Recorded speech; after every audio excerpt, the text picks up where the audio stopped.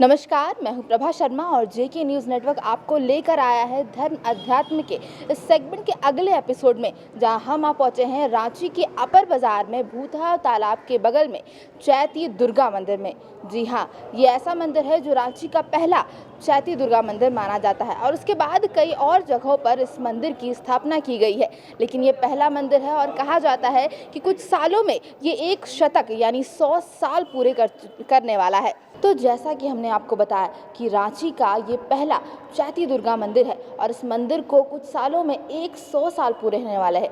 तो इस मंदिर का क्या इतिहास है, इसके बारे में थोड़ा और जानते हैं इस मंदिर के कोषाध्यक्ष श्री संजय जी से। सर, इस मंदिर के बारे में सबसे पहले तो हम जानना चाहेंगे कि स्थापना कैसे हुई, क्योंकि ये बहुत ही कम हमें देखने को मिलता है चैती दुर्गा मंदिर जो कहीं ही है और कहा जाता है कि ये पहला मंदिर है यहाँ पर। तो इसके स्थापना किस तरीके से हुई? इसकी स्थापना 1925 में स्वर्गीय रामचंद्र साहू जी और अनुरुद्ध राम वर्मा जी रामनवमी देखने के लिए हजारीबाग गए थे। उसी जगह उसने चैती दुर्गा पूजा का प्रतिमा देखा और उसी जगह वो तालाब पर जाकर स्नान कर शपथ लिए कि हम लोग आने वाला वर्ष में ये पूजा रांची में करेंगे। और सन 1926 में उन्होंने ये पूजा इसी मंदिर प्रांगण से चालू किया, जो कि आज 1926 स्थापित ही समय है। 1926 में स्थापित किया गया स्वर्गीय अनुरुद्ध राम वर्मा रामचंद्र साहू के द्वारा। संस्थापक सदस्य, संस्थापक संरक्षक जो भी बोलिए, उन्हीं के द्वारा ये दिया हुआ है, जो कि आज तक हम लोग करते आ रहे हैं। और मान्यता ये है कि भक्त का दिल है उसमें उनका है कि हमको चैती दुर्गा में आने से उनका हर मनोकामना पूरी होती है, तो उनका है भाई, इसमें हमारा किसी तरह का ये नहीं कर सकते। सर, तो क्या इस मंदिर को स्थापित करने में कुछ ऐसी दिक्कतें भी आई थी? मंदिर स्थापित करने में उस समय तो हम लोग का तो युग नहीं था, वो सबका युग था। अब वो सभी बुजुर्ग लोग हम लोग के बीच रहे नहीं, पर उस समय तो बहुत तरह का दिक्कत आए, ज़मीन का जगह ये, पर किसी तरह इतना ज़मीन में वो सब इस पूजा को चालू किए। पूजा को चालू करने के बाद इसका रूट उस बहुत ही लंबा था, पर उस रूट को भी फिर धीरे धीरे छोटा किया गया। बहुत तरह का प्रॉब्लम, अभी भी बहुत तरह का प्रॉब्लम है मंदिर और ट्रस्ट को चलाने में। अभी तो हमने बात की इस मंदिर की कि ये मंदिर किस तरीके से स्थापित हुआ है, किन्होंने इन्हें स्थापित किया है, लेकिन इस मंदिर से जुड़ी क्या मान्यताएं हैं, जो आस्था है भक्तों की, वो क्या है इसमें, इसके बारे में थोड़ा और जानते हैं इस मंदिर के पंडित जी से।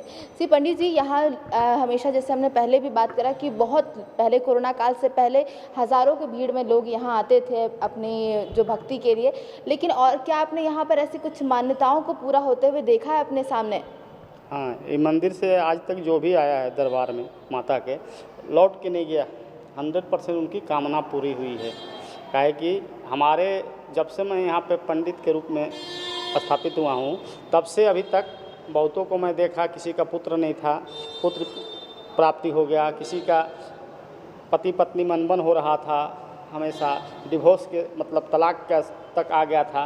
वो मंदिर में आया, दरबार में माता जी के सामने आके सर झुकाया, वो तलाक होते होते समाप्त हो गया, फिर अपने संबंध स्थापित हो गया पति पत्नी में, दोनों में, फिर विच्छेद नहीं हुआ। और बहुतों ऐसे मनोकामना है जिसको नौकरी नहीं हो रहा था, नौकरी हो गया। ये जब चैती दुर्गा पूजा जब होता है यहाँ, जब संधि बलि होता है, तो हज़ारों की संख्या में भीड़ होती है। इतना मतलब दूर दूर से लोग आते हैं, बहुत दूर दूर से लोग आते हैं। अब आ करके यहाँ उस दिन यहाँ पर बैठे रहते हैं लोग। उस दिन किसी के औरत के थ्रू, मतलब किसी महिला के थ्रू माता का उस पर थोड़ा अंश आता है और उनके थ्रू सबको आशीर्वाद दे देती है, तो उनका मनोकामना पूर्ण हो जाता है।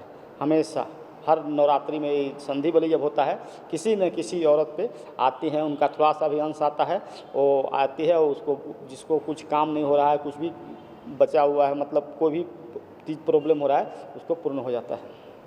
जी, तो इससे एक और जो कारण है यहाँ पर सामने आया है, जिससे भक्तों का जो आस्था है वो और अटूट होते जाता है इस मंदिर में, कि जब भी यहाँ पर आपने कहा जिस तरीके से कि यहाँ पूजा होती है, तो यहाँ पर किसी भी महिला में उस देवी का जो हमारी जिन्हें हम मानते हैं उनका अंश में आता है और वो सबको उस चीज़ की आशीर्वाद देती हैं और जो लोगों की मनोकामनाएँ हैं या दुख दर्द हैं वो सारे यहाँ पर आकर उन्हें उनका निवारण मिल जाता है।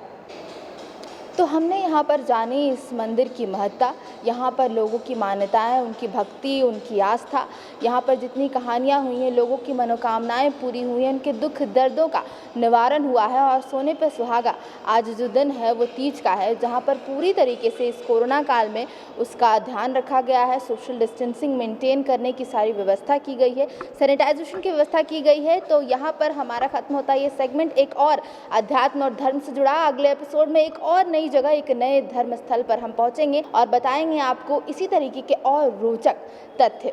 तब तक के लिए बने रहिए हमारे साथ। कैमरामैन गौरव के साथ प्रभा शर्मा, जेके न्यूज़ नेटवर्क।